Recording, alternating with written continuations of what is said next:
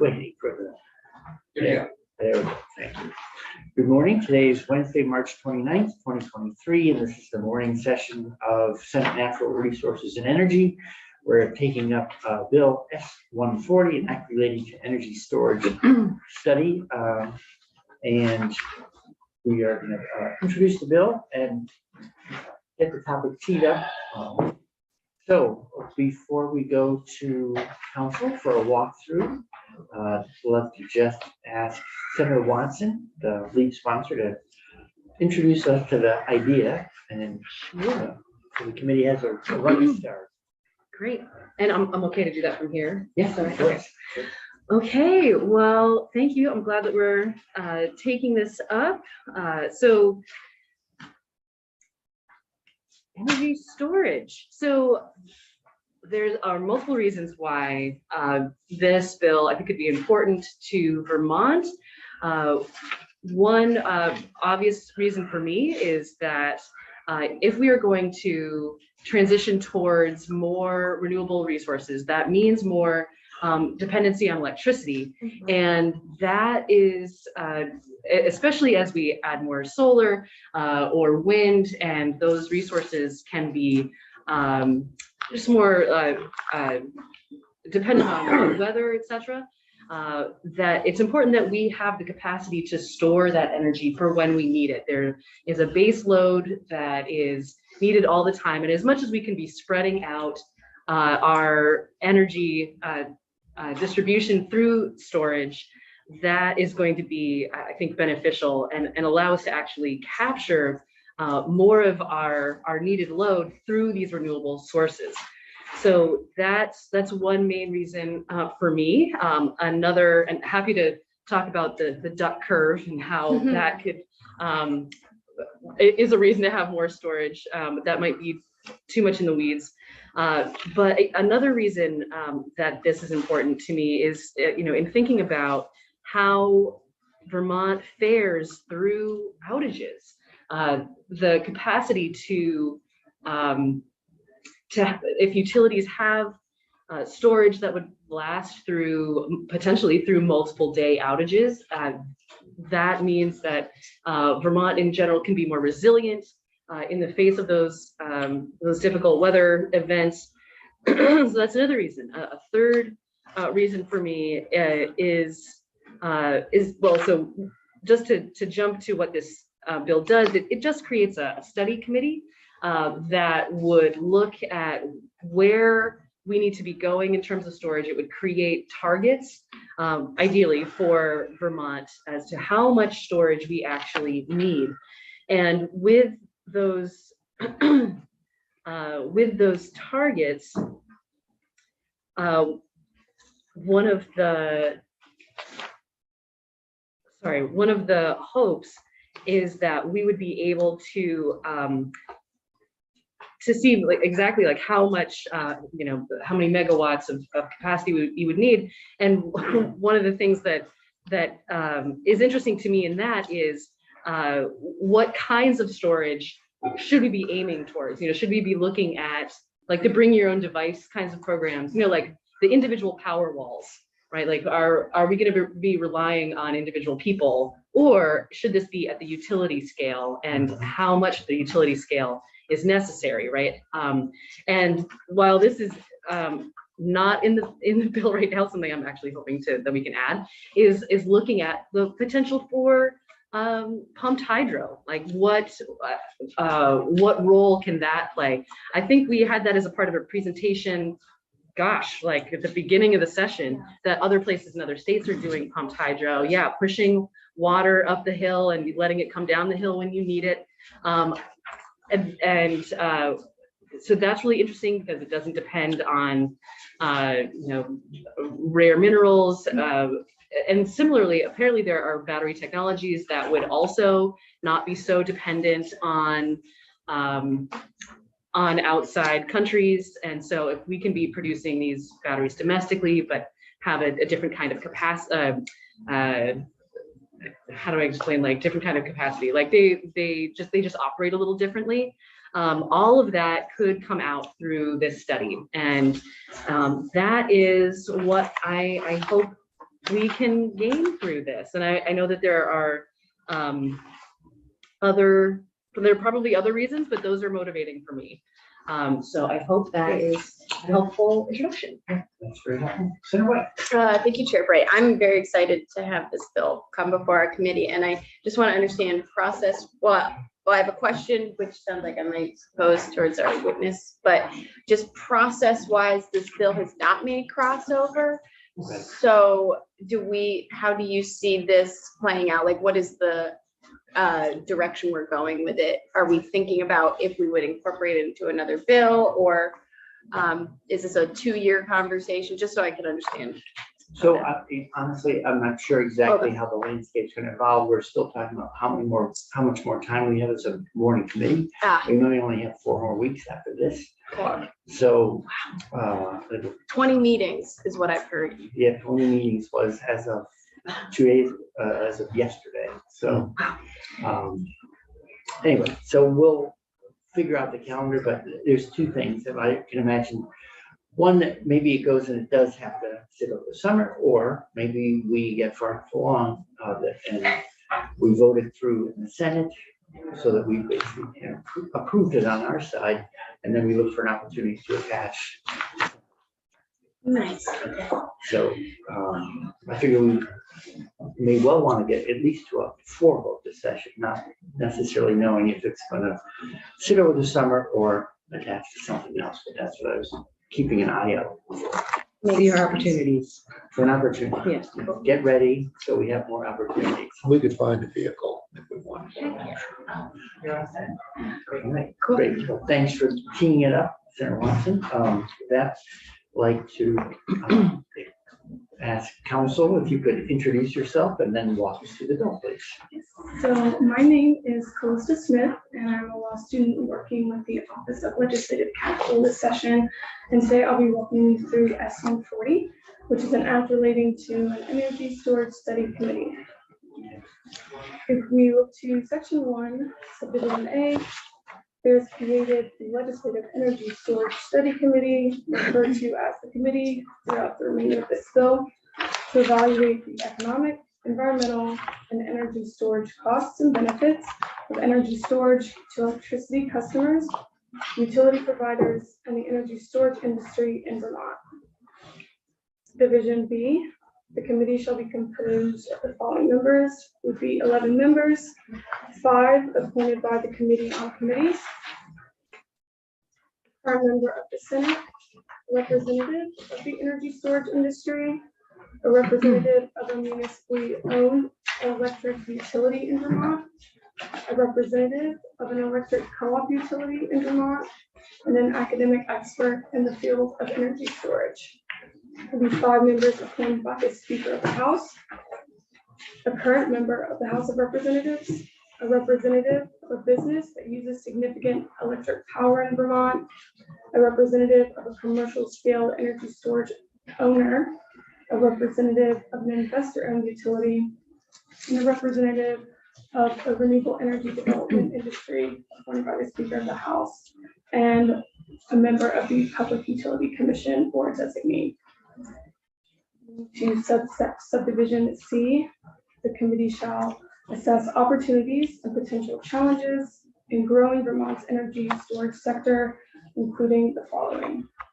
1, evaluate Vermont's current policy and market in energy storage to identify opportunities for and challenges to sector growth and capture its benefits for Vermont consumers. Turning to page 3. 2, assess the range of potential storage technologies along with value streams and use cases, including bring your own device programs. 3, evaluate the costs and benefits of different storage deployment options with considerations of equity, scale, economic efficiency, and effective implementation. 4, recommend changing existing or adopting new energy storage policies, interconnection rules, and strategies for growing the market and economic activities in Vermont related to energy storage. 5, determine whether the state should establish energy storage mandates and goals, and if so, provide energy storage targets for the next 5 years.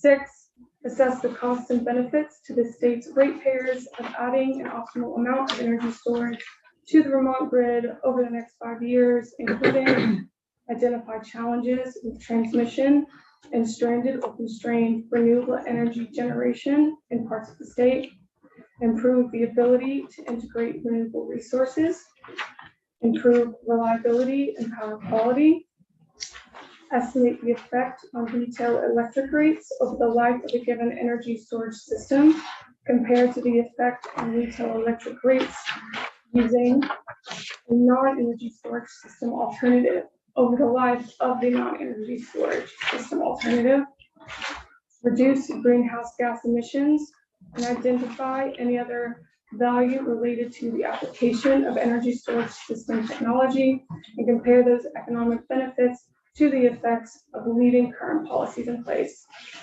And 7, examine any other issues to further the purposes of the committee.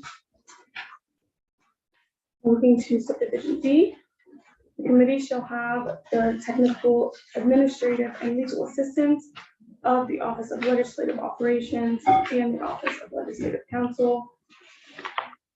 Subdivision E, on or before December 15th, 2023, the committee shall submit a written report to the General Assembly with its findings and any recommendations for legislative action.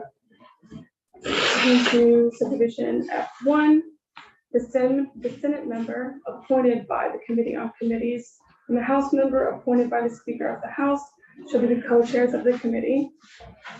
2, the Office of Legislative Counsel shall call the first meeting of the committee to occur on or before July 15th, 2023. 3, a majority of the membership of the committee shall constitute a quorum.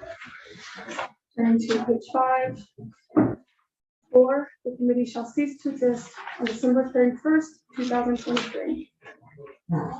Turning to subdivision G1, for attendance at meetings during adjournment of the General Assembly, a legislative member of the committee serving in the legislator's capacity as a legislator shall be entitled to per diem compensation and reimbursement of expenses pursuant to 2 VSA Section 23 for not more than 6 meetings. These payments shall be made from monies appropriated to the General Assembly. 2, other members of the committee shall be entitled to per diem compensation and reimbursement of expenses as permitted under 32 VSA Section 1010 for not more than 6 meetings. Subdivision H, the sum of $10,000 is appropriated from the general fund in fiscal year 2024 for per diem compensation and reimbursement of expenses for members of the committee. Finally, in section 2, this act will take effect on passage. Thank you very much. Any committee questions? Council? Comment, good job. I have a question, you may or may not know the answer, because it's historical context too. I'm looking at page 5, sub 2, with other members of the committee being entitled to per diem compensation under 32 VSA 1010. I don't, sometimes I'm recollecting language that says something, if otherwise not compensated. Do you know if that covers that contingency? So if someone's full-time job already pays them to be working that day, if they're ineligible for compensation from the general assembly? I do not know. I can look into that and get back to you. I'm sure Colin might know the answer directly, but The answer, I think, is no currently, right? Yeah, well, we can find out. You can, I'll take out the office of legislative. You can change it to say whatever you want. So if you wanted to only cover those who are not compensated, you can. But this would be anyone. Sure. Okay. So I think, anyway, so I'll mark that on my list. Something to come back to. Since it usually, it seems like we often say if someone's already otherwise paid, we won't put them on payroll for going to the meeting.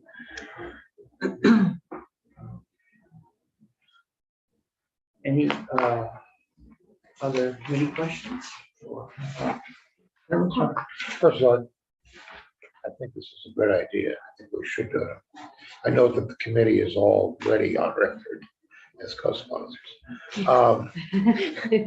It does strike me that over the years, some studies result in legislation, and they're an important step forward. I'd like to think the ones I chaired. But That's good. yeah, but there are times when a study is a booby prize. You know, that's what you get. You put in a bill that's going to do something great, what you get is a study. And I don't know if this is a question for who it's something for the committee to discuss and think about. Is I would like to make sure that this goes somewhere, that its work will go somewhere. There are lots of thoughts on that. Well, I do have thoughts on that, but I think we actually might have some more testimony about that Okay. particular Yeah. question. So, yeah. Another observation, Senator McDonald has repeatedly pointed out that the sun doesn't always shine and the wind doesn't always blow, and he's right with it. But another, to add a little bit of folk wisdom, when it rains, it pours. When the sun shines, it often gives solar collectors more solar power than they can handle, or that they need. When the wind blows, you know, then you're generating an excess of energy. So the idea of storing energy really is essential, I think, to converting to greener energy. And, you know, necessity, here's another little bit of wisdom. Necessity being the mother of invention. As an example, it's not as though someone invented an automobile and the world said, oh, what a good idea, maybe we should do that. The need for an automobile was known before there was such a thing as an automobile. Manure was a problem already in the cities. No, it really was. No, The cities were becoming unlivable, and the horseless carriage, there was a need for a horseless carriage, so then people set about trying to invent one. And I would say it's the same thing here for storage. And there are problems with batteries, as we have all heard, in particular for people who don't want to do anything about global warming. They try to shame us with how the problems of batteries. So Thank you. Well, and just to add to that, you know, one of the points I didn't make, you know, as folks consider whether or not they're going to add battery storage to their own homes, I think it actually becomes an equity issue, right? Some folks are going to have access, others are not. And so I think it's important that we figure out, especially at the utility scale, how we're going to do storage so that it doesn't become yet another way for, you know, the rich to continue to save money and then become richer, right? Like this is it's a public good that needs to be benefiting everybody. And a little of getting the grid to 100%. Yeah. So that Yeah. no matter what equipment you have at home, you're still 100% clean energy. Great equity provider. Right. Sure, wait. Thank you, Chair Bray. One of the exciting things for this bill for me is that it does explore like the bigger conversation around battery storage, which I think is one that our utilities are having, but we aren't necessarily having. And you mentioned the hydro piece and like the pushing something up and letting the water come back. But I'm aware that in Hartford, for example, they're using the Green Mountain Power is using the Upper Valley Aquatic Center, which is our large pool, and the heat of that pool and the temperature of that pool essentially is being used as a form of energy storage.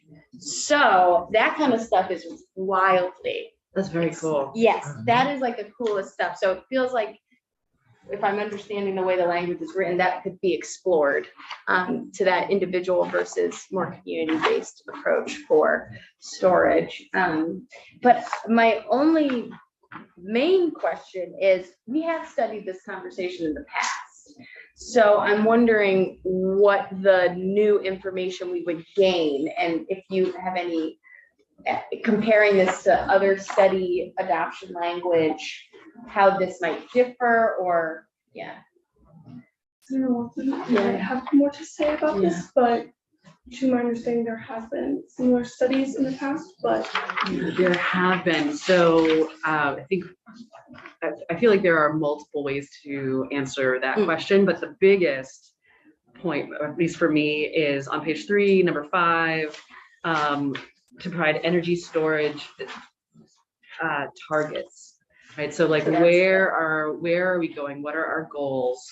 And once you have targets, and someone else might say this, but that becomes like a roadmap for where we need to go, which hopefully will jumpstart the industry here to do even more. Like, that'll be a signal to say we're ready to go.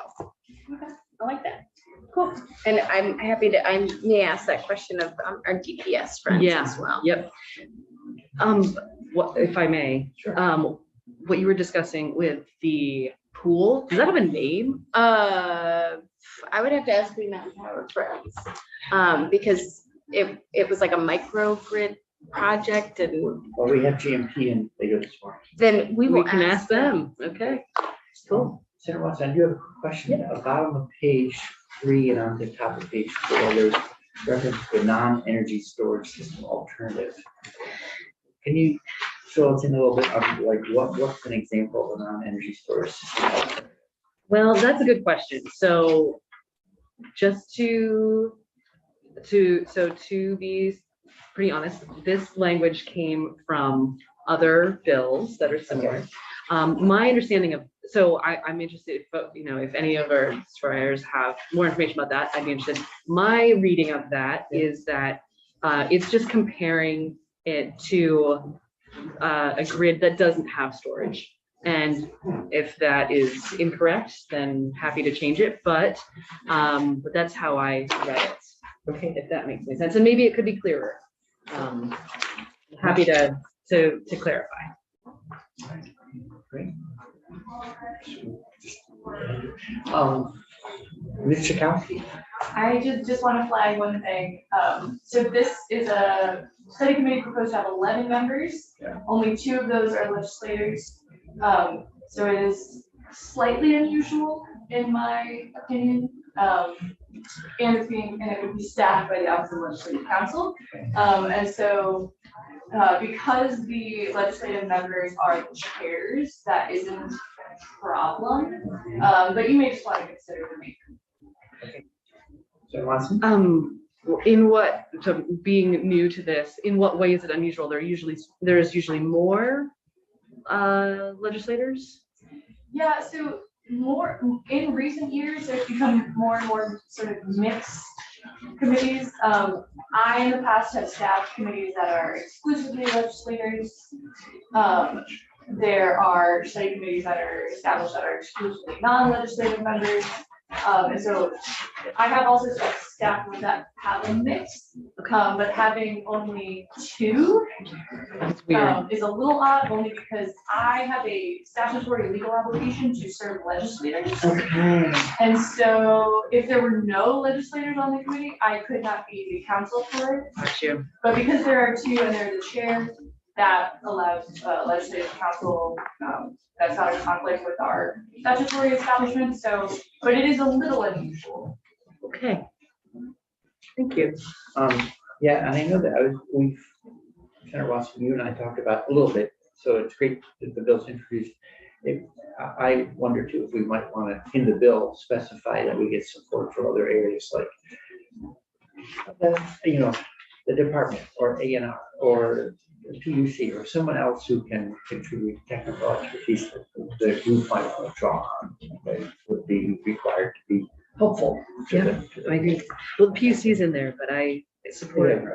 But no, but I support bringing all the people in that Yeah. makes sense to bring it in. Could Mark, are you on the petroleum cleanup? Used to be. Yeah, who staffs that? That's DEC staffs that. Yeah, even though there are legislative members. Let's try to manage something that's ongoing. This is trying to something that should be. Oh, and I would add just one other thing. So I'm aware of 2 prior energy storage reports, one from 2017 and one from 2020, and both were produced by the Department of Public Service. Okay, could you send those to the committee? Thank you. You know, one thing I noticed, I don't know if this is just a change in practice that on page 4, lines 9, 10, that have the committee of technical administrative and legal assistance of legislative operations and law office of legislative council. Have we listed out both legislative operations and legislative council? Well, so we separated 2 years ago. Yeah, so now we we list all. Okay, because they're staff, so scheduling and rooms, if Yeah. you want it to be held in the state house, it's a good idea to have legislative operations. sure. Okay. Great. Any other questions for? So thank you, Senator Watson, for getting us rolling. With that, I'd like to turn to Mr. Sterling.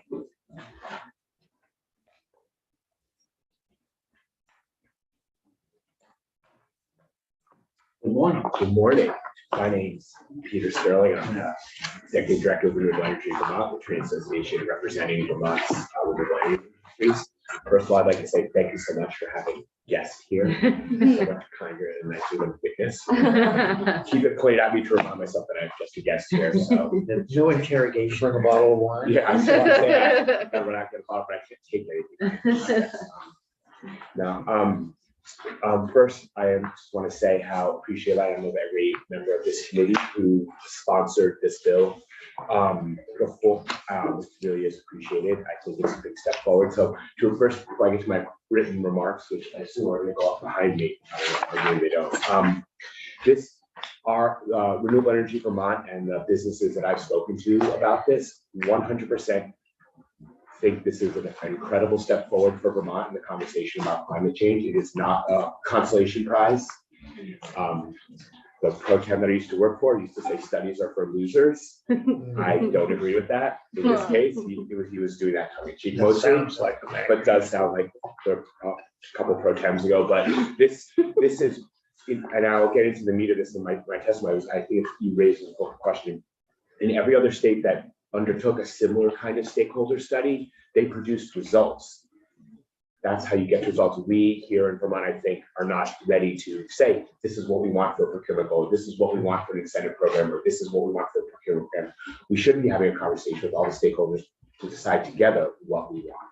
So to me, this is the first step in what I believe would be a very successful process. So that is, I just wanted to really get out there and say that. The other thing I also want to say, I hope my testimony to come across clearly, that I think Vermont utilities have done some great work to date on energy storage. Blue Mountain Power in particular has done some really groundbreaking work. We are pushing towards 60 megawatts of storage in Vermont right now, which is not an insignificant amount. I do think, and I think most of us would agree, that if we really want to move forward toward a renewable energy future and decarbonize, our lives and meet the goals of the Global Warming Solutions Act, we will need more storage, whether it's pumped hydro or battery storage or a swimming pool. Another offshoot of that I heard about that's incredible is when it gets dialed in with the technology which is coming, we'll be able to use our water heaters. as Yeah, Oh, energy exactly. storage, Yep, right? that's the same concept. Yep. I mean, what a brilliant idea. It sounds so common sense, Awesome. right? I know, so there's a lot of ways to think about storage. That's the point of this stakeholder discussion group, is what is it we want to get to? And we at REV, we don't have a pre-described idea of where we want to get to. We're not saying we have to get to a target, we have to get to a program. Let's have the conversation about where we want to go. So let me go to my written remarks. I think you have copies. And, when I went to PowerPoint training school, I was told to not read everything on a PowerPoint. So I will just go over some of the highlights and let you go through the rest. There are many benefits of energy storage. It can reduce peaking capacity and improves grid resilience. It maximizes our ability to use renewable energy, of course. And so there's a lot of good reasons. And that's why in 2023, it is expected that more energy storage will come online than new natural gas plants in this country. So clearly, Say that again. more battery storage will come online in this country in 2023 than new natural gas plants. And it's clearly being recognized that storage is a key part of our future. Do it. Yeah, let's do it. So the next page or slide, we believe S-140 will help Vermont meet its greenhouse gas reduction goals. S-140 asks the legislature to bring together stakeholders to determine the ways that Vermont can best utilize energy storage to achieve its renewable energy goals, emission targets, grid reliability, and ratepayer cost savings. A reason to do this now, the Inflation Reduction Act established the first ever tax incentive for standalone storage projects, enabling Vermont to capture those federal funds to boost electric supply affordability and reliability. In other words, projects that may have been marginal or impossible to finance or get funded or move forward with prior to last year now many have become a lot more viable. And S-140 proposes to start the conversation to create policy frameworks that can thoughtfully integrate storage and ensure it is available as we reach higher levels of renewables and as we electrify our economy. We'll go to the next slide. I'd like to take the next 3 slides or pages to review some of the previous work that our Department of Public Service has done. And I just want to acknowledge the hard work they've done on both the 2017 report, the 2019 report, and their comprehensive energy plan. But I think when I talk to industry members, they feel like there's aspects of those reports that do not provide the proper path forward for Vermont. So in 2017, the legislature passed a law in Act 53, and there was a report to the Vermont General Assembly on the issue of deploying storage. The report provides a conceptual description of the potential benefits and drawbacks of investing in storage, including the pros and cons of different ownership models and policies to encourage storage deployment. The report repeatedly states that storage investment should be strategic, but does not provide any quantification of what strategic storage deployment would look like. So in other words, we have a good report that talked about some pros and cons of storage, but it did not give Vermont a vision document. The report also states that, quote, consequently, through this report, the department recommends an approach that acknowledges the potential benefits of storage technologies without going all in before better information is available. Again, this was written in 2017, which I think many of us would say was quite a lifetime ago in terms of understanding of the impacts of climate change. And I would make the contention that as such a stakeholder discussion group would allow us to collect the information that the department acknowledges there and have a better understanding of it. So again, the 2017 report did what it was supposed to do. It talked about pros and cons, but it did not give Vermont a path forward. Then in 2019, Act 31 called for the storage regulation, final recommendation on storage regulation. Again, storage regulation. This report primarily addresses mitigating the risks of storage, such as a clear path to permitting, and storing storage projects do not adversely impact the grid or ratepayers, and protecting public and environmental safety. The 2019 report acknowledges the benefits of storage, but does not seek to quantify them or provide a roadmap to how to get to an appropriate level of storage to meet our climate change goals. Again, and lastly, while the 2019 report helpfully creates a pathway to allow for energy storage in terms of permitting and regulation, it was not required to explore recommendations for how to encourage storage adoption throughout the state, again, to help us meet our climate goals. And then the last report from the department that we have that touches on the storage issue is the 2022 Comprehensive Energy Plan. And again, I really just want to reiterate, the department did a lot of work on all of these reports, and for the Comprehensive Energy Plan, they did stakeholder outreach, general stakeholder outreach, and things like that. But nothing was targeted or focused on what kind of role should storage play, and if so, if it should play a role, what should those targets or goals, or what should it look like? The 2022 Comprehensive Energy Plan, again, just to quantify any of our storage needs, it does say that, quote, continued conversation among stakeholders, perhaps informed by this Comprehensive Energy Plan, holds promise to help bring into focus the grid modernization path ahead. And storage technologies are evolving rapidly to keep pace and ensure that storage deployment benefits Vermonters. Nimble and flexible regulatory and policy frameworks will need to be embraced. So again, the CEP is actually, in my mind, calling for some sort of future process to get us where we want to go. But that was not the goal in that CEP. And then the last bullet there, they do reference the state of Massachusetts state of charge study, which is seen as one of the models in this country of what to do for storage. And they acknowledge that the Massachusetts study found, several $billion in benefits to ratepayers and others through moving forward on storage. So again, none of the previous 3 reports were specifically tasked with finding storage, developing a path forward on storage goals, targets, or incentives, anything like that. So now I'd like to take my last few slides to Can I- go over. Quick question. Oh, So sure. The benefit of ratepayers, bottom of the page with the CEP on the Yeah. top there. Is that mainly in the form of like peak shaving, that kind of thing? Is that how it's the first benefits? Yeah, are I being would have to look. I'll own that I did not read the Massachusetts State of Charge study prior to this testimony. So I will look into where those numbers come from. And I wouldn't want to hazard a guess. Thank you. No, okay, so again, Maine in 2019 initiated a very similar legislation to initiate a stakeholder study. That stakeholder group met, and then the next year they came forward with recommendations to their legislature. Then they ended up passing a law based on those recommendations, to your point, Senator. The Maine stakeholder group came up with recommendations. It's very similar in composition to the one in S140. They passed, and you can see the list of recommendations. It's very much, I think, what we all would love to see here in Vermont. And one of the interesting things, just as a parallel for some numbers. So in 2021, Maine passed legislation that came out of their stakeholder discussion group, establishing a 400 megawatt goal by the end of 2030.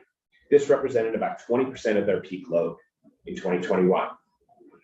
At the beginning of 2022, when they started, the law was passed, Maine had 50 megawatts of storage in operation. By comparison, Vermont has about 60 in play right now. If we were to end up in a similar place in Maine, that Maine did about 20% of our peak load from last year, that would equal about 152 megawatts of storage. So that seems entirely doable. And it would send the energy storage market a very strong signal that Vermont wants to get to this target. And that would help drive investments here in Vermont toward energy storage by having a goal that entirely seems within range for what we're doing by 2030 to add another 90 or so megawatts of storage. Without that goal, yes, there will be the IRP process. Utilities will do what they can, and I'm sure many of them will do good work, but having a state goal seems to make a lot of sense, and Maine seems to have been very successful. And I will say this, I talked to my colleague in Maine who runs the Maine Renewable Energy Association. He said 100%, the moment the legislature passed the law that enabled this stakeholder group, other energy storage businesses immediately started becoming more attractive to Maine. They wanted to be part of Maine because they thought the process would end up in something, and they were driving toward a goal. So they thought the stakeholder group, even before it was passed into law, already sparked energy storage businesses to move to Maine.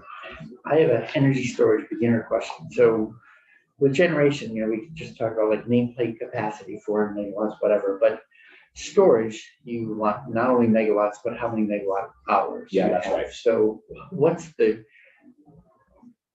is this the general way you discuss, even though it doesn't say doesn't say the duration that you'll be able Right. to supply? Right. I think most people talk about 4 megawatt hours.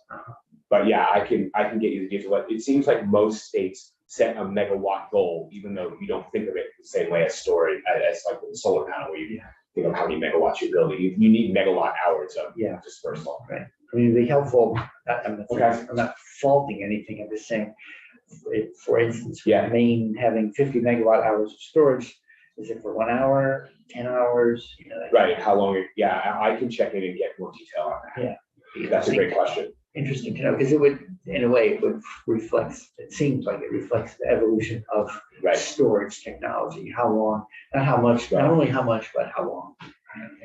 Okay. Senator Watson. Thank you. Yeah, it makes me wonder about, like, is there a standard Yeah. that, I can get that. yeah, that would be good. Just thinking about like with solar panels, right? Like it assumes a certain amount of irradiance, blah, blah, and that's how we, It assumes a certain capacity factor. We try Right. to estimate, and we have a general idea of capacity factor for solar. Yeah. And, we can get you that answer. which would be important for, thinking about if we're going to last through some number of days of outages, right? Like that'll matter. And that, of course, all of this, I imagine, we should understand that as committee, but this is all the kind of stuff that we information that we can discuss publicly Right. in a stakeholder discussion group is what is the industry standard for some kind of dispersal of a battery and things like that.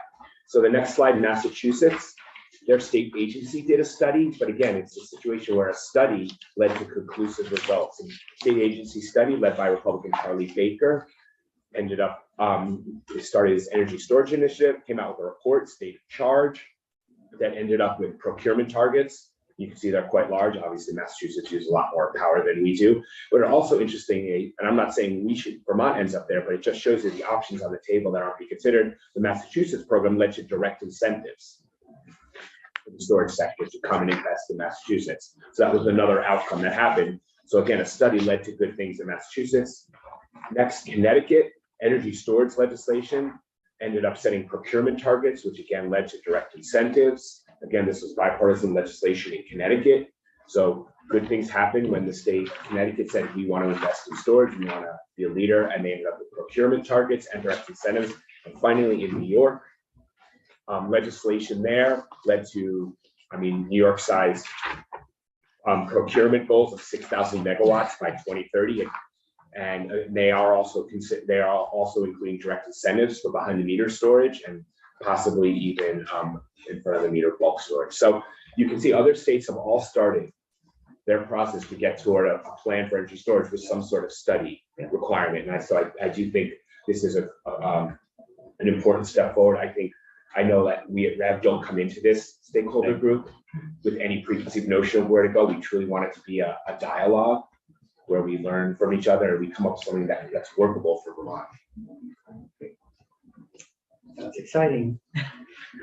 I have a couple of questions. I'll follow up and I'll get you that information. And I'm glad you're excited about it. I'm very I look calm, but I'm very excited. So I just leave as a very happy guest. Thank you very There's much. a small gift for you waiting by the door. Okay, thank you, Mr. Sterling. With that, let you go to Mr. Olinsky Paul, sorry. Good morning. Good morning. I guess I'm the next guest. You are. Okay. So welcome to Senate Natural Resources and Energy. I think is this your first visit in here? I believe I've spoken to this committee a couple of times previously. Okay, your name seems familiar, but Yes. I'm still suffering from COVID witness fog. Like, did I really see that person? Have I not seen that person? Yeah, I was here a few years back, along with Dr. Rizuk from Department of Energy, Office of Electricity. Yeah. He spoke, I believe, as well. And then I was here a few years after that. It wasn't this room, it was upstairs somewhere. Yeah. And can you, as part of introducing yourself, can you tell us a little bit about Clean Energy Group? Yeah, absolutely. I'm gonna have to ask you to advance these. Yes. Okay, if you could just go to the next one because that will help answer this question. So first of all, we're local. We're Clean Energy Group and Clean Energy States Alliance are two related nonprofits. I split my time. We share a lot of the same staff and the same office. Our offices are on State Street, a couple of blocks up. Okay. They're both nonprofits. The difference is Clean Energy Group is primarily foundation funded, works broadly on clean energy policy across the board with all kinds of organizations, including states, municipalities, nonprofits, et cetera. Clean Energy States Alliance is specifically working with states. It's a membership organization for state energy agencies.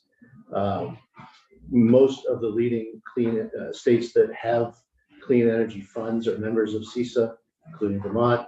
You can see their logos on the slide. Sure. So just to give you a sense of my role, I've been focused on energy storage for 10 years, since I started at CESA, and particularly worked on policy with many of these states. So you've heard about Connecticut and Massachusetts and Maine. I gave testimony to the Maine Energy Storage Committee that was set up. That testimony went into their report to their legislature. I still work with Massachusetts DOER and Mass CEC on their storage initiatives. We did the first the that anyone had done a cost benefit analysis for energy storage from Massachusetts. That was key to getting storage into their efficiency program. That turned into the Connected Solutions program. That spread to Rhode Island and Connecticut. I'm working right now with Connecticut Green Bank. We helped them to put together their energy storage solutions program that was adopted by Pura. It's co-administered by Green Bank and Eversource, their utility. So most of these states that you're hearing about, we work with. This is just another example to me of how there's all these quiet pockets of great information and innovation in Vermont. You don't necessarily hear about it. And then here you are. We are quietly Your office working. is right down the street. Yes. So if we could just go to the next slide. This is background. I won't bore you. I'll make this very fast because I know you're aware of this, but I just want to emphasize the sort of the background for this whole thing.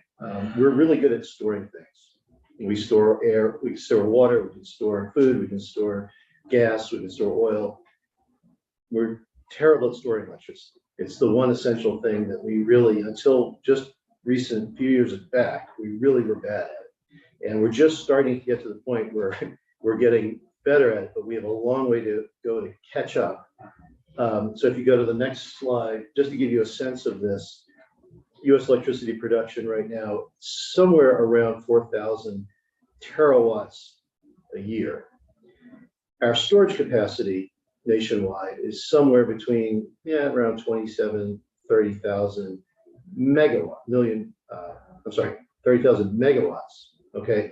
And a terawatt is 1 million megawatts. So the scales are just, we're a tiny fraction of what we produce, we are able to store. Is And this 10 to the 6 and 10 to the 12? Is this what we're talking about? Like that far apart? if you're very good at math. So a fraction of what we produce, we're able to store. And the vast majority of that is pumped hydro, which, as you know, is difficult to cite, not impossible, not that we shouldn't do it, but it's also tends to be very large and it doesn't get close to load. And a lot of the battery storage that you're seeing being developed all over the place, the reason for that is that it's flexible, it's fast to install, you don't have to go through years of environmental research to do a pumped hydro, and it's close to load. And so it provides a lot of locational benefits that something big like pumped hydro doesn't, okay? So there's down in Northfield, Massachusetts, right? There's a large pumped hydro. Is that the last big pumped hydro project in the area, the most recent? I don't know. Yeah. I don't know. I know that people are experimenting with sort of smaller scale gravity systems, water, but other things as well, putting sand in rail cars and moving them up and down hills and things like that. But pumped hydro is really the legacy big storage system mechanism that we have, and it's been very difficult to cite because it's mountaintop reservoirs and it's huge. So go to the next slide, and this is the last of the background I'm going to give you. We have a very old power grid that has not evolved and kept up with the needs of the society and with the development of technology. So it's one-way flows of power. You have dispatchable generation on one side, power is generated, goes through the wires to the consumers on the other end. Demand is variable. Generation is dispatchable. That's the old model, okay?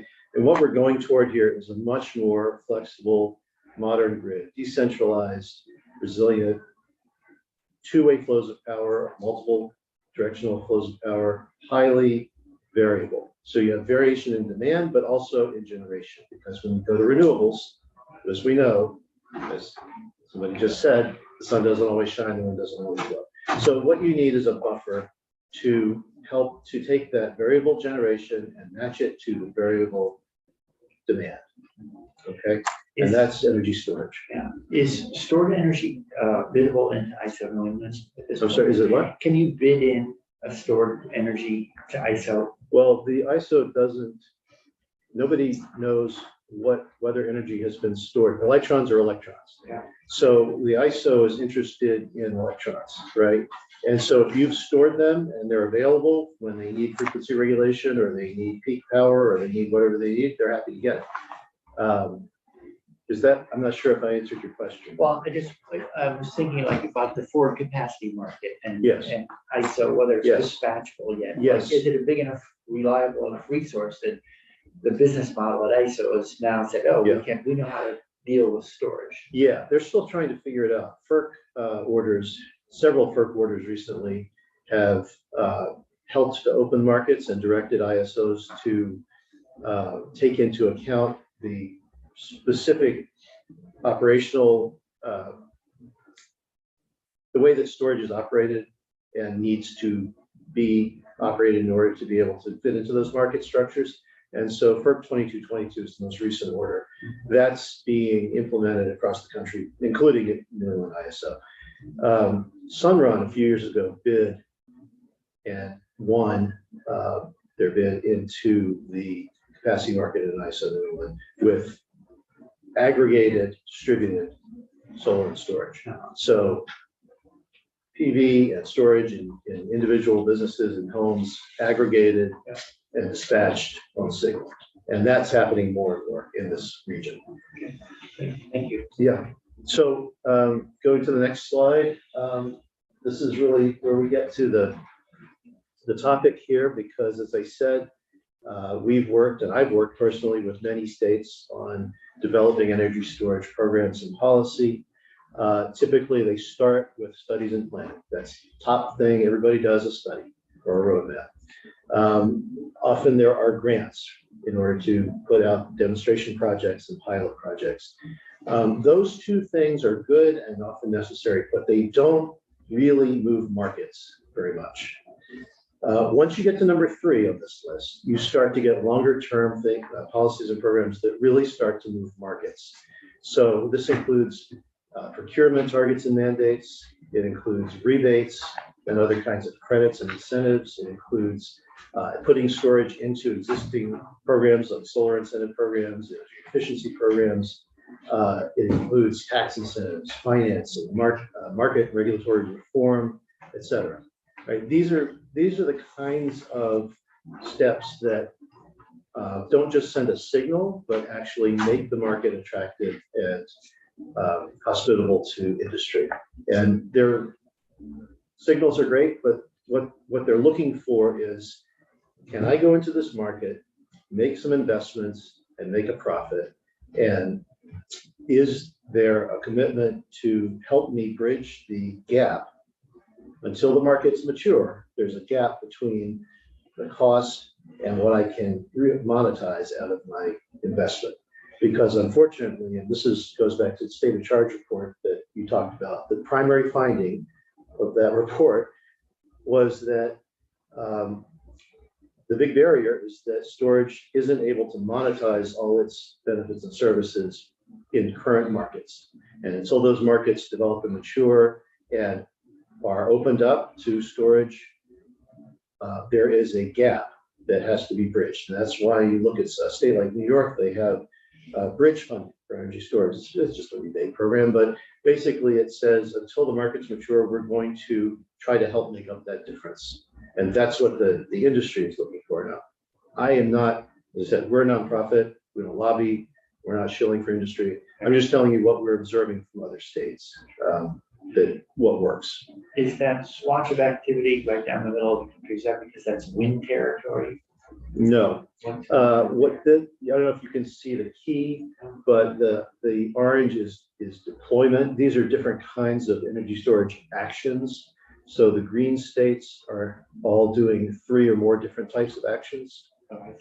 The orange is states that are experimenting with deployment, doing pilots or demonstration projects, and then there are other colors. Blue is studies or policy, regulation, that kind of stuff. So point being, you need more, you're gonna need a roadmap, but your roadmap is gonna have to lead to some kind of incentive program or some kind of, and hopefully some kind of target, which is what you were talking about. So go to the next slide. We do a lot of reports. We just published this one last month. This is jointly produced with Sandia National Laboratories. We have a longstanding contract with them to do work on energy storage. So this just came out. We pretty much, this is one of those cases where we kind of know what's going on because of our work, but we wanted to really kind of formalize it. So we did a survey of leading decarbonization states. So CISA has a 100% clean energy collaborative, state members. All those states have declared a 100% clean energy goal. So we figured, let's survey them and see what they're doing on energy storage to help them meet their decarbonization goals. So you can see the list of the states that we surveyed. Go to the next slide. These are the, Is that report available? yes, it is. Okay, And I've got a link at the end here where you can download it. great, thank you. So these are the top 5 policy types that these leading decarbonization states, and this is California and New York, Massachusetts, et cetera. These are the states that are going toward 100% clean energy and have set that as a goal. These are their top 5 policy types on storage, okay? And I've highlighted 2 of them because these are the 2 that, and I'll get to this in a minute, we also surveyed industry because we wanted to find out whether the industry is seeing the same policy benefits as the state agencies are saying. These are the 2 that popped up as being agreed upon by both state policymakers and people from the storage industry as being extremely important. First, procurement targets or mandates for storage, and secondly, incentives. The rest of this stuff, utility ownership, I'll get to this in a minute. It's not necessarily agreed upon by the industry. It's important to the policymakers, not so much to the independent third-party power storage developers.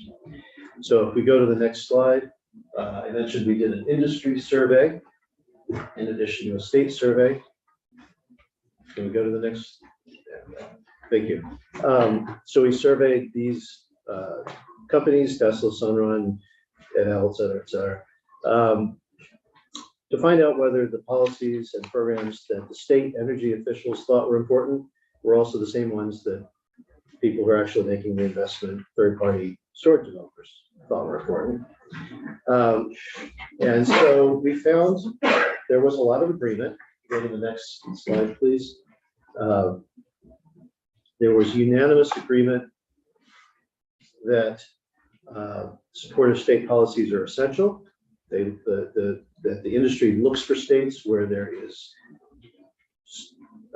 some kind of formal or stated policy that signals that the state is serious about storage,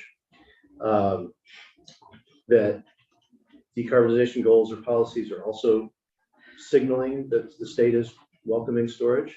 Doesn't have to be a specific storage policy. And that incentives are the single most helpful type of state energy storage policy. Now, that's kind of a no-brainer because these companies are out there trying to sell a product. An incentive buys down the cost of their product, makes it more attractive to their customers. So, understand that these are people that are in a position to have their business benefit from an incentive. Go to the next slide.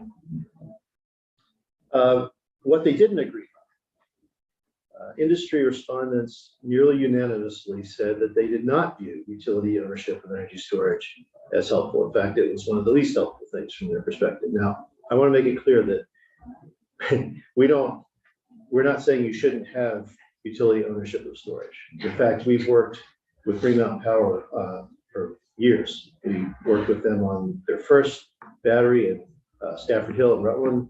We worked with them on their first distributed residential site, which was McKnight Lane. And we are now working with them and BEC on a big storage project up in the Shiite region. So they're doing great things. They're very proactive. But from the point of view of the third-party storage developers like the Sunruns and the NLs of the world, they don't necessarily see utility ownership of storage as a great thing because they see it as competition. Because what? They see it as competition. It's hard to compete in a market where the utility that you have to interconnect to is owning their own storage and doesn't need yours. So, Mr. Chairman, when utilities buy electricity, they get to mark it up. Yeah. And if you they don't buy as much electricity during peak demand times, there's less to mark up and it cuts the stockholders' Yeah, profits. well, utilities tend to like to build and own things, and including storage. And here in Vermont, they can. A lot of states, they can't because of, because of deregulation and so forth. So it depends, every state's different. Again, this is responses we got from industry. So, Can I, quick Yeah, question, so yes. for like GMP projects, well, they're gonna be in after a break, but are they, is storage enough of a mainstream asset these days that it could be part of their capital investment, and they get the rate of return on capital invested, so it's sure. proven, whatever, it's being proven at this point. Well, as far as I know, they have to get a certificate of public good for whatever they are doing. Yeah. And they've gotten that. Yeah. So, yes. Okay. Okay, next slide. So again, this is the same list. I just want to remind everyone, top 5 pipes, number 1 and number 3 are the ones that both policymakers at the state level and industry storage companies agree on as being the most important. Okay, so I'm going to give you some examples. You go to the next slide, please, of these 2 types. So first one is procurement targets and mandates. Okay, 9 states at this point have adopted an energy storage target or mandate. New York just doubled theirs from 3,000 to 6,000 megawatts. They're the leader at this point, but California was the first, so I've used California as an example.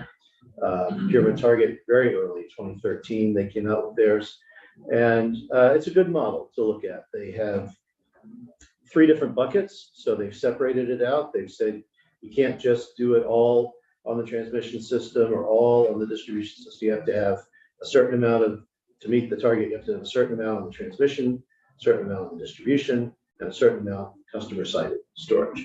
And the reason for that is that we were talking earlier about pumped hydro. These do different things. A power wall in your garage has a different benefit, it serves different purposes than a pumped hydro system on a mountain somewhere. And both of them are very different than a battery on the utility substation that's providing services to the local feeder or the local circuit. So it's important to spread it around, in other words. The other thing I want to just note is that California said utilities could own up to 50% of the required storage capacity. So what they're saying is, yes, we want utility ownership, but no, we don't want monopoly on storage. We want to go beyond utility ownership. And there's a priority on public sector and low-income customers. Somebody mentioned equity earlier. We advocate for equity in everything that we do in clean energy policy. Storage is no exception. And we have entire projects on that I can go into later if you'd like. A quick question on this one. I'm trying to do niggling now, just trying to get Yeah. the lingo straight here. Yeah. So some of those targets are listed in megawatts, others are listed in megawatt. Yeah, that's correct, yes. And so is this like early days? Yeah. Different states are choosing different ways to define their targets. Yeah, in fact, there was a guy from New Jersey Board of Public Utilities that called me up. Must have been like 6-7 years ago at this point, when they were just starting to think about this. And we've been working with them all along, and they've got a strong proposal now. It's excellent. Called me up and said, should we be looking at megawatts or megawatt hours? And I said, megawatt hours. Because the reality is, you can have a 1 megawatt battery, or you could have a 1 megawatt supercapacitor bank that discharges in 15 minutes. And you could have a 1 megawatt battery that discharges in 4 hours or 6 hours. So, and they're different things, and they serve a different purpose. So if you just say megawatts, you don't know what that is going to result in. Most of the state programs will define, if not using megawatt hours in their target, will define what they're looking for in their programs. So they'll say, okay, for the Massachusetts Clean Peak Standard, we have a 3-hour or 4-hour discharge window. You have to hit that, and that's the way we're going to credit you, right? Or for Connected Solutions, we have a 3-hour window. Now, if you just charge all your power in the first hour of that 3 hours, we're still going to divide that by 3. We're averaging it over the 3 hours. So that's how they do it. Often. Is it also playing a role yet, or maybe already, in regulatory power for the frequency management on the grid? There was a huge frequency regulation market in New Jersey a few years ago. What they did was, well, PJM as a whole, really, what they did was they went from a flat rate to a 2-tiered system for frequency regulation, where they said, look, if you can do it faster and more accurately, we're going to pay you a premium. Yeah. And it turns out that energy storage is fast and accurate. Right. So, and actually what they did was prompted by a technology you don't hear about a whole lot. It wasn't batteries, it was flywheels. They had a big flywheel facility that wanted to bid into the frequency regulation market at PJM. And they proved that they could be faster and more accurate than the old fossil fuel plants. And so they earned a premium. And as soon as they created that premium, the market was flooded with energy storage. And unfortunately, frequency regulation is a thin market. You don't need but so much in it. And so what happened was it got saturated really fast. But they did it in terms of mileage. So when you get that signal, you're going along here, you get a signal to go frequency up, and then you get a signal to go frequency down. So they found out that fossil fuel plants, if you look at the way they respond to that signal, it looks like a sawtooth because they're responding slowly. They're not going directly up, they're ramping up and ramping down. And batteries and flywheels, it looks like a square wave. Yeah, because they're so accurate that they're following that in real time. All right. Let's move on. Yeah. I've just now lost you. Okay. Can you just back up the definitions Yeah. of megawatts, megawatt hours? Yep. Megawatt is a capacity value. Megawatt hours add the time element. So, let's see if I can explain this. How many hours does it take to run through the megawatt? Run through the megawatt, yes. So if you have a 1 megawatt hour battery, it's discharging 1 megawatt in an hour, right? You could instead discharge 0.5 megawatt per hour and stretch it over 2 hours, but then it's a 500 kilowatt. Essentially, it becomes a 500 kilowatt battery because you're only getting, Yeah. right? Does that make sense? Yes, Okay. I'm trying to hold on to it. It makes sense.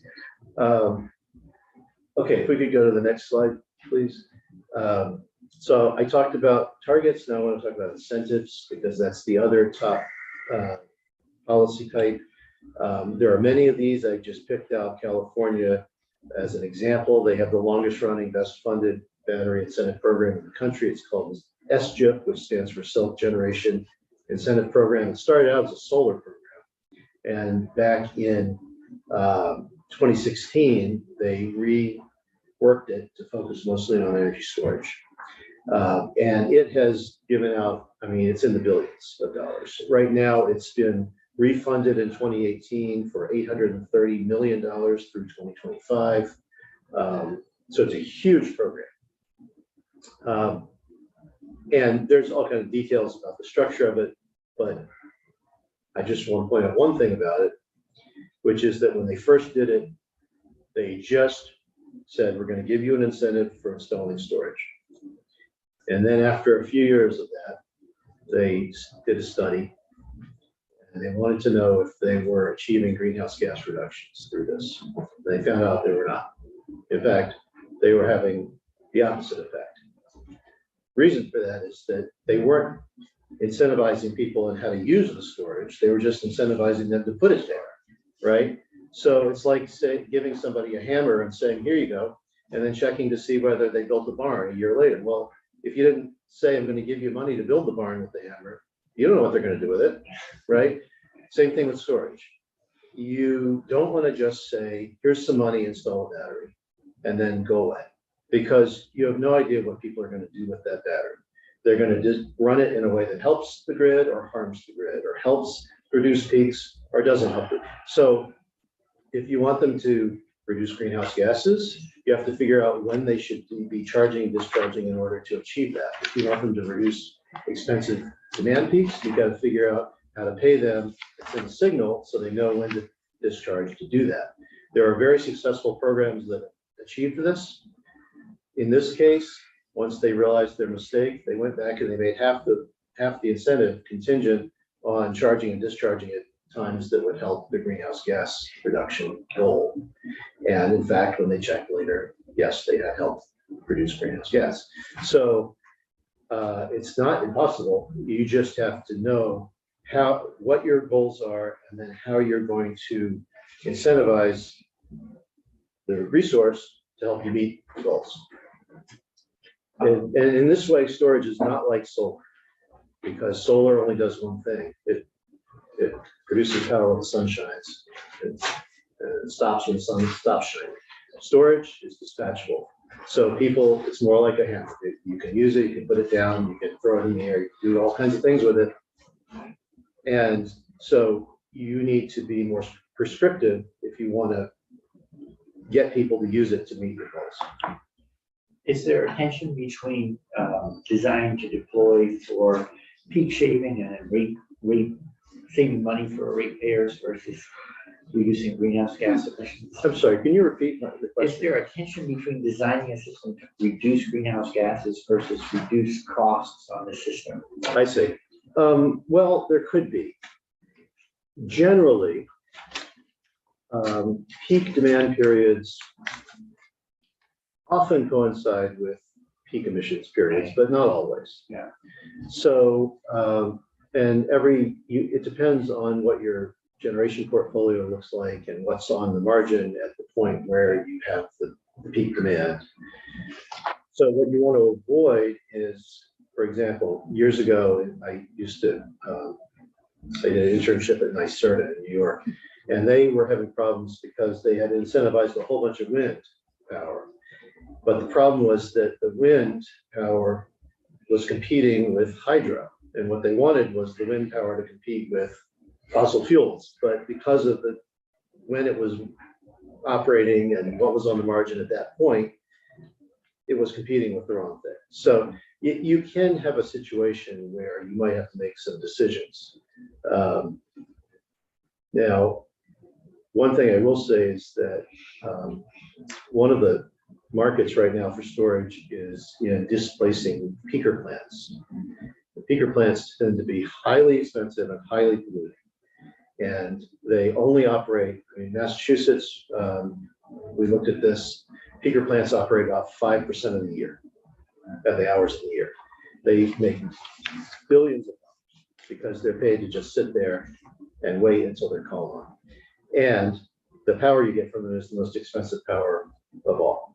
Speaking of So, and they tend to be sited often in urban areas where they're close to load and they're producing local pollutants that are causing asthma and all kinds of other problems. So you can get rid of those, it's a good thing. Batteries are very good at displacing peakers because peakers only run for a very short period of time. And actually, most of the time they're sitting idle where you would like to have something that's providing other benefits. So anyway, that's a little plug for something to replace peakers. It would seem like compared to a peaker plant, it could substitute as a peaker plant, it could also be contributing other value to the rest. Yes, it could. It's the same thing with backup power. You can use a diesel generator, but 99% of the time it's sitting there rotting because you're waiting for the power to go out to fire it up. And then when the power does go out and you fire it up, half the time it doesn't work because you let it sit there for 2 years or whatever. So if you have batteries and solar, they can be doing all kinds of good things for you under normal operating conditions when the grid is up. You can net meter the solar, you can hopefully provide peak reductions or demand charge management with the battery and reduce your costs. And then it's there when you need it for backup. So yeah, it's a new day for technology. I want to move on. So we talked a little bit about this type of incentive program. I just want to point out, if you could go to the next slide, please. There are options. So you don't have to have a dedicated energy storage incentive program with a dedicated budget. For example, you could add storage into existing programs. If there's a solar incentive program, this is Massachusetts did this very, very well. They had a solar incentive program. They added a storage adder to it. In fact, they have a whole bunch of adders. So if you install solar in Massachusetts and you've done it on a brownfield or building mounted, and you install energy storage, and maybe it's a low-income property, well, that's 3 adders that you get to stack. So you're increasing your incentive. It's called the SMART program. That's one way to do it. Another way is to add it to efficiency programs. So if you go to the next slide, and I've been banging the drum on this for years. I know Vermont has its own efficiency utility, and they don't, their own thing, and Green Mountain Power does the storage, and Efficiency Vermont does the efficiency. But you can provide batteries through an efficiency program to customers, just like you provide high efficiency appliances and all kinds of lighting and weather stripping and this and that, right? It's being done through the Connected Solutions program, which we helped to get going in Massachusetts, in Rhode Island, and in Connecticut. It's something very similar is now being developed in Maine, and it's being proposed in New Jersey. This is, I think, going to be huge, because basically, if you look at funding, state efficiency programs have enormous budgets. Enormous, State efficiency programs enormous. have enormous budgets. And there are some efficiency improvements like lighting that are not returning the kind of benefit that they used to, because you basically can't buy the old style light bulbs anymore. And everybody has already moved on to LEDs. And so, putting new things, new technologies into efficiency programs is well accepted. Every time they come out with a new type of light bulb or a new high efficiency boiler or whatever, it gets adopted into efficiency programs, and utilities go out and they market it to their customers. Storage is the same thing. The key, though, is that it doesn't reduce net consumption. It shifts it to a better time. It shifts, it turns peak demand into off-peak demand. And so that's the efficiency value of it. So it's a little different from something like an LED light that reduces your overall consumption. It just creates efficiencies by moving the demand to a less expensive time, when it could be met by things like solar. It doesn't require things like fossil fuel. Yeah, I mean, thank you, Chair Bray, and I apologize that I missed the starting point of your presentation, so perhaps you already covered it, but for me, that's where electric vehicles come into play, which is the idea of, so if you've already totally covered that. I have not covered electric vehicles at all. Okay, I just love the concept of you can wait to charge, like what we have with Green Mountain Power is our EV chargers connected to the grid. We get a lower rate based on our ability to charge at the time that we don't have a peak demand. And then my understanding is the dream is that one day when we connect our EV, if our power goes out, we can draw from our battery backup system that is our car, vice versa if the grid needed it. So that's the whoa, exciting stuff for me. Yeah. So maybe you'll dive into that. Well, I wasn't going to, because my understanding was that the nature of the bill was more on the stationary storage. Yeah, But happy to talk about EVs if you want to talk about EVs. maybe we'll do it over coffee sometime. Okay. So anyway, so you can add storage incentives or adders to existing incentive programs, like solar incentive programs. You can add them into efficiency programs. You want to go to the next slide?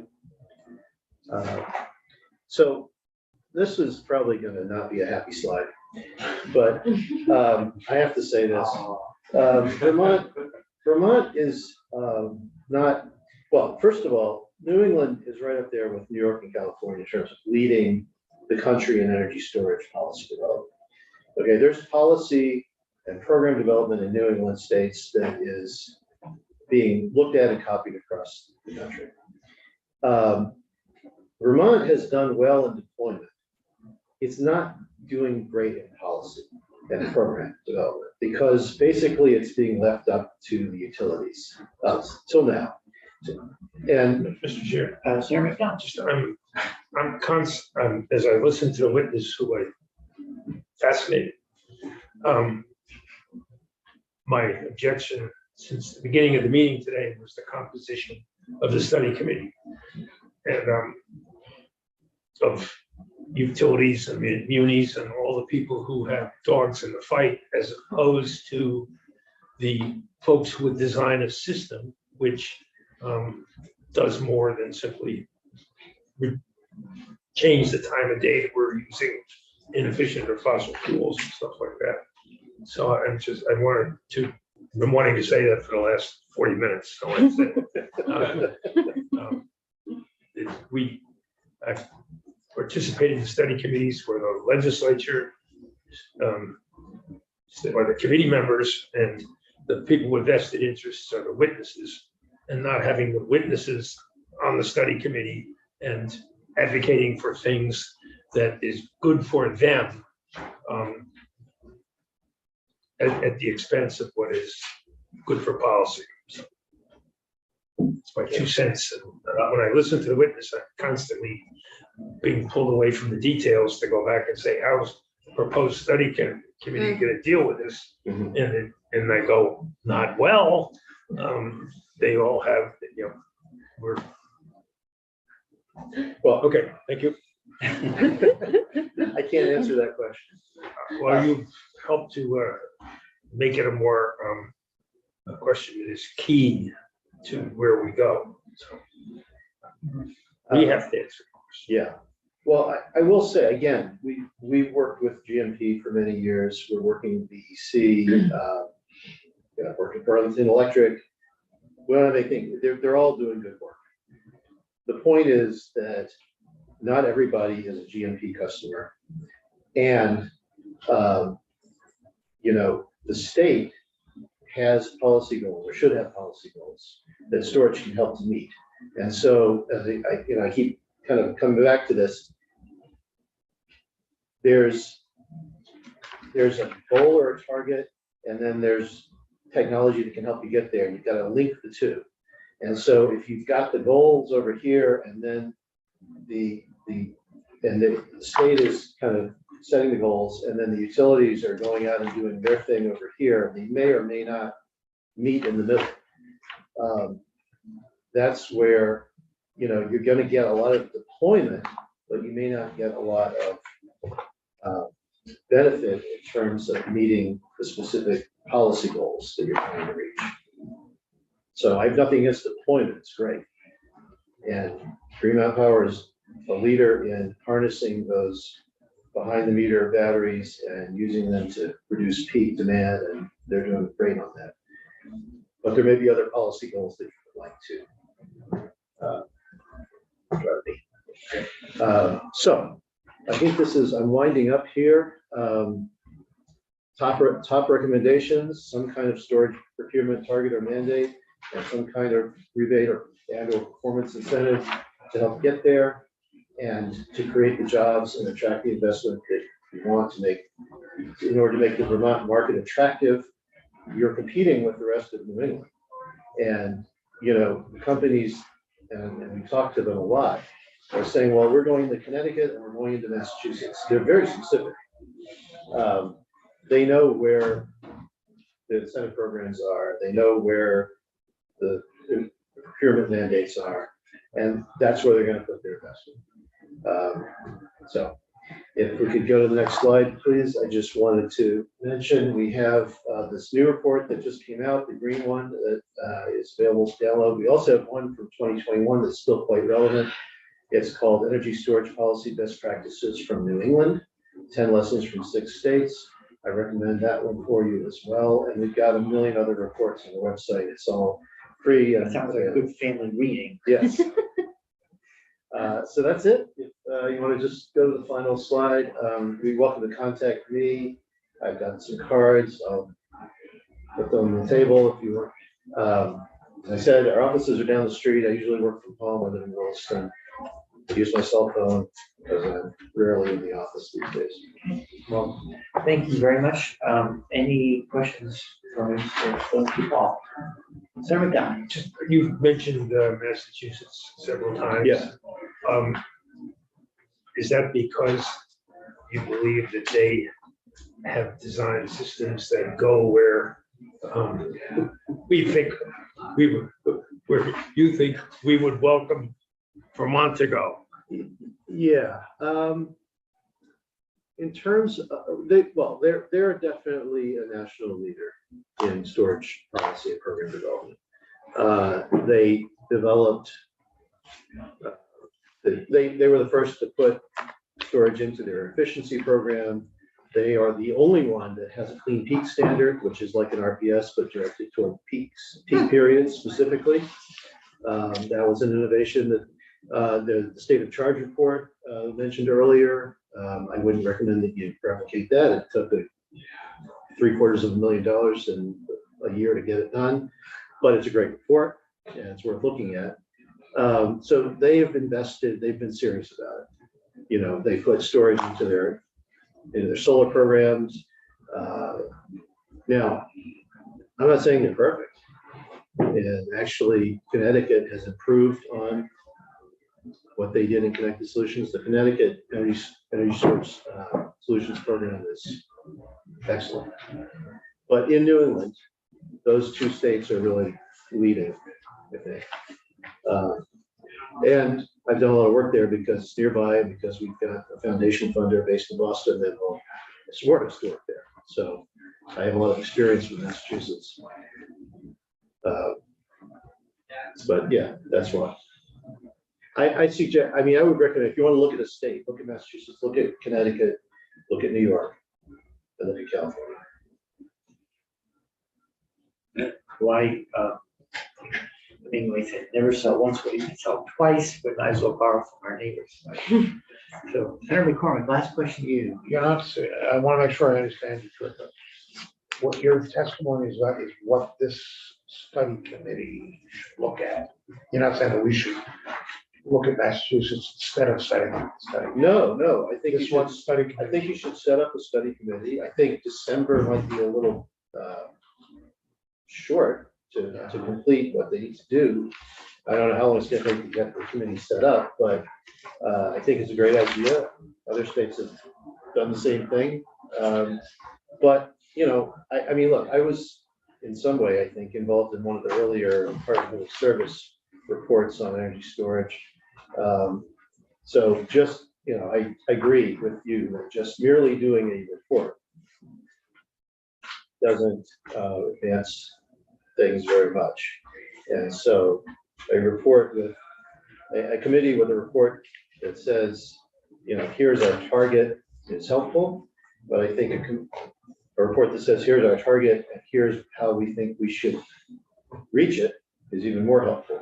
And if you look at Maine, somebody said you want to look at Maine. When that legislation came out, it was very prescriptive.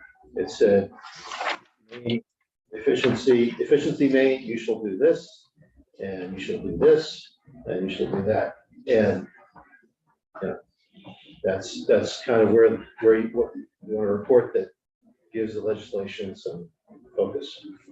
Okay. I think. Senator Watson? Thank you. Thank you. This is You're welcome. helping me appreciate on page 3, number 4, that has, that says, recommends basically energy storage policies. And I think I had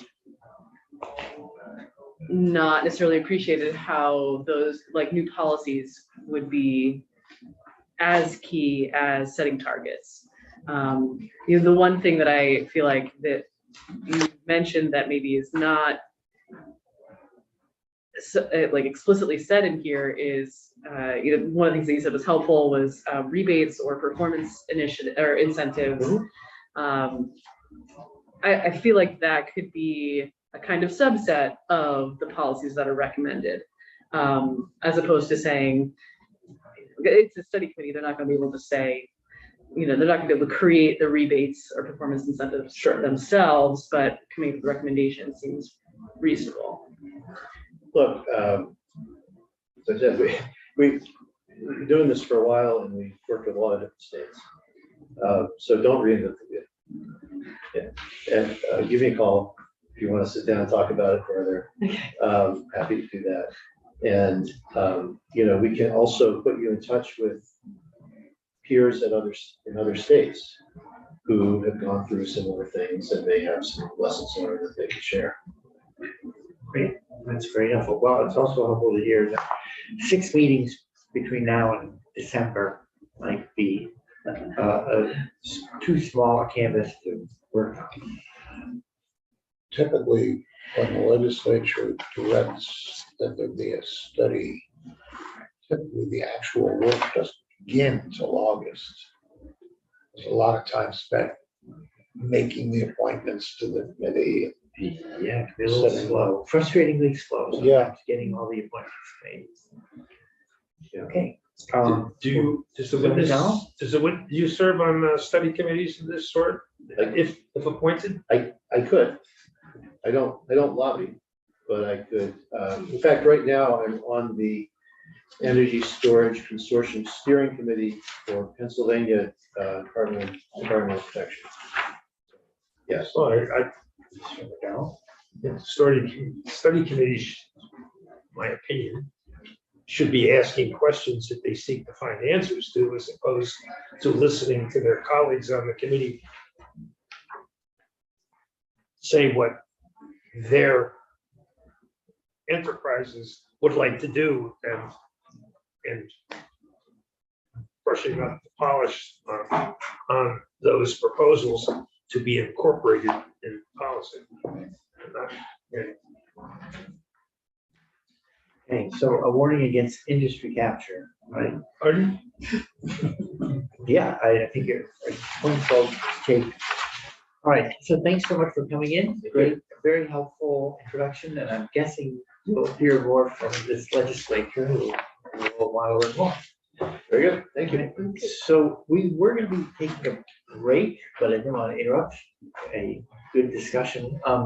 Ms. Margolis, thank you for being patient. Would So we're you not prefer taking to? We're not taking a break. Please hold. So Ms. Margolis, can you hold and start your testimony in 10 minutes? Does that work for you? That'd be fine. Okay, sorry to be putting it off a little bit more, but It's storable. we're going to take a brief break. So 20 after, please. And